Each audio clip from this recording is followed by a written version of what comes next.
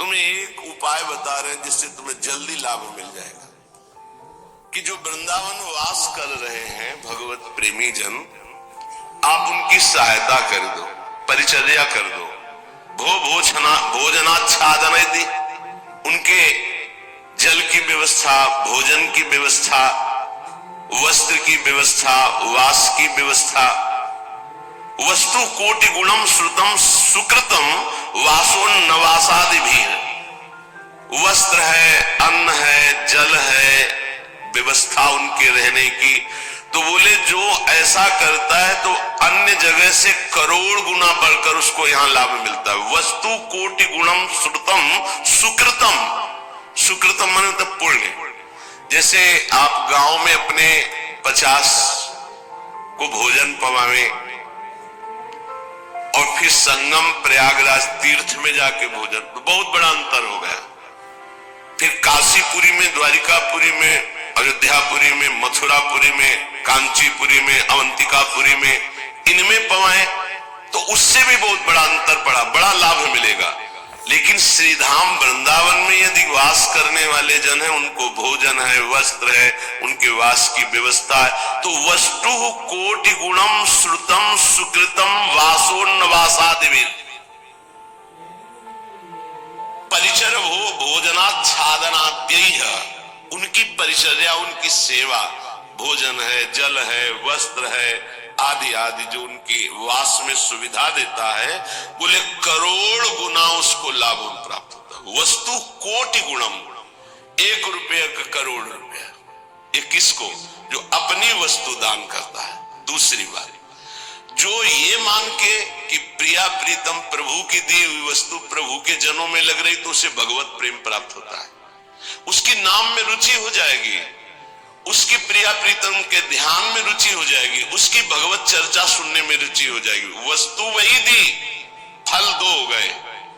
एक हो गया प्राकृतिक फल, 1 रुपए का 1 करोड़ वापस मिलेगा, और एक हो गया कि वही वस्तु दी और भगवत प्रेम मिलेगा। नाम में प्रीति, धाम में प्रीति, लीला में प्रीति, प्रिया प्रीतम में प्रीति। पर एक अपना मान करके अर्पित करता है कि ये मेरी संपत्ति मैं दान कर रहा हूं, तो उसे करोड़ गुना बढ़कर मिलेगा। और एक तो दियम वस्तु गोविंदम तो भ्रमेव समर्पय, हे प्रभु आपकी दी हुई वस्तु आपको समर्पित कर रहा हूं, इससे उसे भगवत आराधना में रुचि प्रकट हो जाएगी, जो अत्यंत दुर्लभ बात है।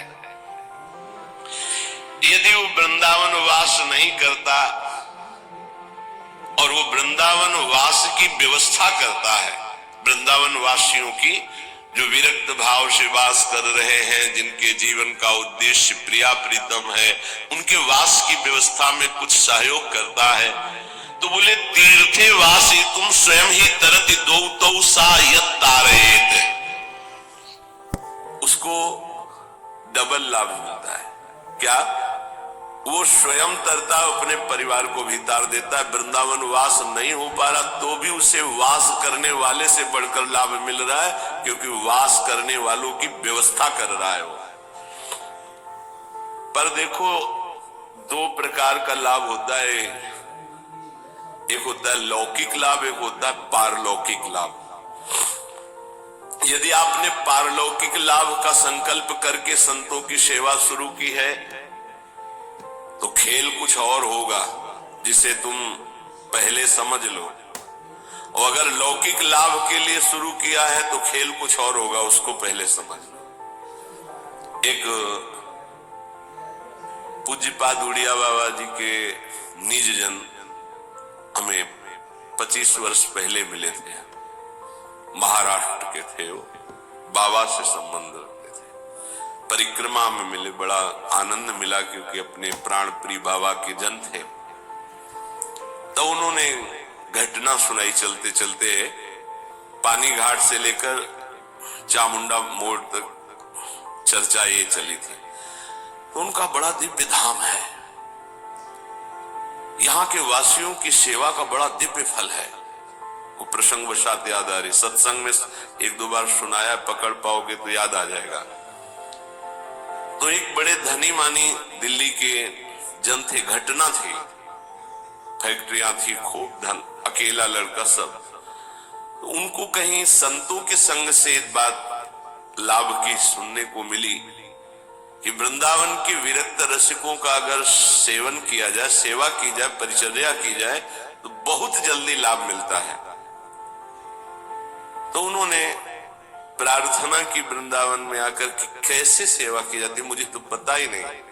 तो उनका संतों को निमंत्रण दो और सुंदर भोग पवाओ और उनको वस्त्र है, भेंट है, जो उनका आप कर सके, फल फूल। अच्छा ऐसा। तो उन्होंने पूछा कि आप चाहते क्या हो? उनका भगवान की प्राप्ति। बोले होश में बात करना, आप जो बात कर रहे हो बहुत बड़ी बात है, पीछे मत हटना। तो उनका प्राणों की बाजी लगाकर भी इस बात की पूर्ति के लिए हम तैयार है कि मुझे भगवान चाहिए। का तय करो साधु सेवा और तुम्हें भगवान मिलेंगे पक्का। अब वो वृंदावन के प्रेमी जनों की सेवा करते, 100-500 संतों को निमंत्रण देते, सब पवाते। धीरे धीरे इतना संतों से प्रेम हो गया कि प्रार्थना की कि दिल्ली में हमारे घर को पावन करो। तो प्रति महीने बस लाते, 2 बस, उनमें संतों को बैठालते, बहुत उत्सव मना करके वहां ले जाते, पवाते, अच्छी भेंट, कपड़ा लत्ता, फिर उनको यहाँ छोड़ने आते। ऐसा चलने लगा। वृंदावन में तो सेवा करते ही, खूब धन था, वो अपने घर भी ले जाते। एक दिन ये रमण रेती में बस खड़ी थी, ये घटना कोई कथा नहीं, यही रमण रेती में बस खड़ी थी। एक विरक्त संत जो कभी वृंदावन से बाहर ही नहीं जाते थे, कभी निमंत्रण में किसी के नहीं जाते थे, भिक्षावृत्ति से जीते, वो जाके बैठ गए। तो जब सब संतों ने देखा, कहा बाबा तुम्हें पता है ये दिल्ली जाएगी बस और वहां निमंत्रण है। कुछ नहीं बोले, बैठे थे। सबने सेठ से कहा तुम्हारी साधु सेवा सफल हुई। ऐसे विरक्त जो किसी का भी प्रतिग्रह नहीं लेते, भिक्षावृत्ति से जीते हैं, ऐसे अकिंचन महापुरुष पता नहीं क्यों कौन सी कृपा उदय हुई कि वो आपके घर दिल्ली आए हुए। वो बैठे पंगत पाए और जब वो सामने भेंट देने आए तो बोले ये भेंट लेने नहीं आया हूं, तुझे लेने आया हूं, चल वृंदावन। उनका बाबा मैं तो वृंदावन जाता ही रहता हूं। और वो बस चल वृंदावन, चल वृंदावन। तो बाबा तो वृंदावन जाता ही रहता हूं, अभी चल सकता हूं आपके साथ, पर वो और उत्तर नहीं, चल वृंदावन। अब संतों की एक अलग भाषा होती है, उसे समझना कठिन। भेंट नहीं ली, चल वृंदावन। सबको भेंट दी, फिर सब बैठे, विदा हुए, आए। उसी दिन एक्सीडेंट हुआ और उनका पुत्र राधेश्याम। अब हाहाकार मच गया, क्योंकि वही उनके ऐश्वर्य का अधिकारी था। भारी अंदर उच्चाटन पैदा हुआ, कुछ अच्छा न लगने लगा। साधु सेवा, भगवत भाव सब पानी में। बड़ा निष्ठा रखना मुश्किल है। जब ये खबर वृंदावन आई तो वही संत गए जो हमें चर्चा सुना रहे थे, और जाकर उनसे कहा कि ए भाई, वो ऐसे नहीं आए थे, वो जो विरक्त आए थे, वो आपको भगवान की प्राप्ति कराने आए थे। चलो वृंदावन, आप अश्रद्धा मत करो, ये आपके लिए बहुत बड़ा योग बना है। तुम्हारा पुत्र भगवत प्राप्त हो गया है। शरीर पर वो पूर्व प्रारब्ध कर्म के अनुसार एक्सीडेंट से छूटा, पर वो भगवत प्राप्त हुआ। शरीर का हेतु जो छूटने का होता है बड़े बड़े महापुरुषों को होता है। जैसे पूज्य बक्सर वाले मामा जी, बड़े महापुरुष, भगवत कीर्तन होते हुए जा रहा था और एकदम एक्सीडेंट हुआ और बोले राधा, बरसाने से दर्शन करके जा रहे थे कहीं भगवत संगोष्ठी में, शरीर पूरा। तो शरीर का हेतु पूरा होना उसकी गति से मतलब नहीं रखता। बोले तुम्हारा पुत्र परम गति को प्राप्त हुआ है। अब वो सब मिटिया मेट कर दिया, सब बेच बाच करके सब संतों में बांट दिया। वृंदावन आकर पति पत्नी भगवत प्राप्त हो गए। वो बात उन संत भगवान ने सुनाई। ये कब होता है? डरना मत, मुझे भगवान चाहिए, मुझे भगवान चाहिए। क्यों? ये भगवान चाहने वालों के साथ ऐसा क्यों होता है? क्योंकि ये भगवान ही सब रूपों में है। वो कहते मेरे इन रूपों को तो तुम्हें पसंद, आओ मेरे सच्चिदानंद रूप में आओ। तो सबकी ममता ताग बटोरी तुम नहीं कर सकते, वो बटोर लेते, आओ मेरे सिवा रह नहीं गया कोई। ये कृपा होती है। हे युधिष्ठिर, जिस पर मैं कृपा करता हूं उसका सबसे पहले प्रियजनों से वियोग कराता हूं और धन का अपहरण कर लेता हूं और किसी का भी किसी योग्य न रखकर, किसी काम लायक न रखकर उसे ऐसा कर देता हूं कि सिर्फ मेरा ही भरोसा, मेरा ही आश्रय।